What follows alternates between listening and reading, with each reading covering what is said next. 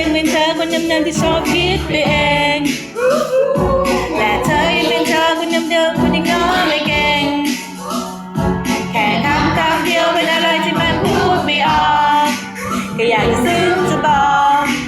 แต่เธอก่อนไหม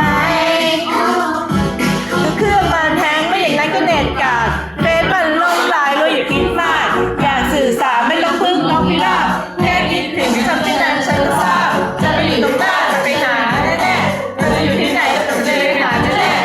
ๆจะคิดกับฉันเอาไว้ยังไม่ได้